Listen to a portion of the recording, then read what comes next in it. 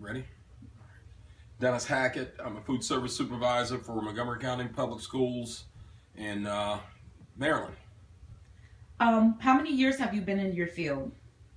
I've been in the food service industry for 30 years. And what are your duties you perform daily? Staffing, cost control, food analysis. Let me see what else. Daily inventory.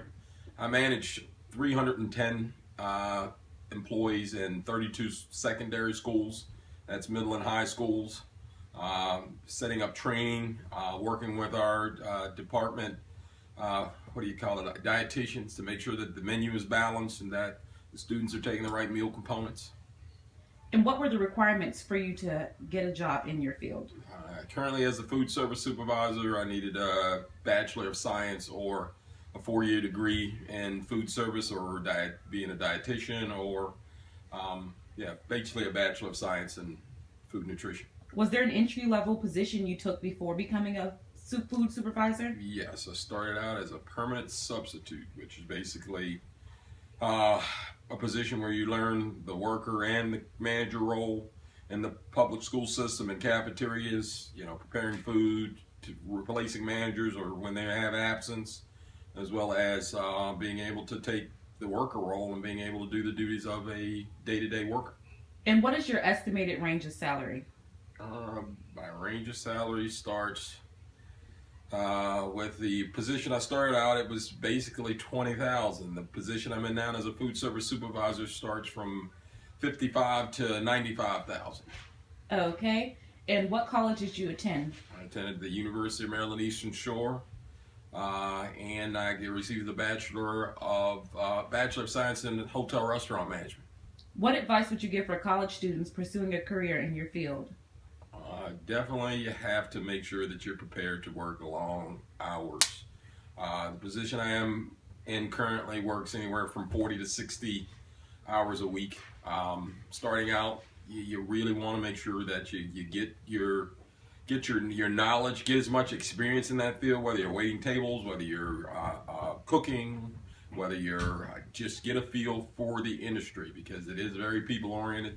It is very, like I said, it's extremely long hours. Use your resources, and never burn bridges. When you work for a certain company, it's not always greener on the other side. So stick with the company that may or may be there in the long haul, instead of leaving for a $2,000 or $3,000 raise over the course of a 60-hour work week. That's only a couple dollars extra a day. So you want to basically, be very dedicated. And definitely get your educational background and be able to work with both the technical and the people side of this, because you're going to need both to be successful. And what are the pros and cons in your field? The pros would be that there is definitely room for mobility. Yeah, like I said, I came with Montgomery County Public Schools. I started out at pretty much a worker level, and now I'm a supervisor, and I did that within a 2-year period. That's also room for, I'm at a supervisor position. I could, go to another department, become assistant director, become a director. The cons would be, it's very hard work. It's long hours. You have a lot of people depending on you, and sometimes a lot of people don't have the longevity. They will leave after, 5 or 6 years, or even earlier than that. So. It's a very demanding field. It requires you to be very physically strong. It's very mentally, you have a lot of mental challenges. And anytime you're dealing with people, it's unpredictable.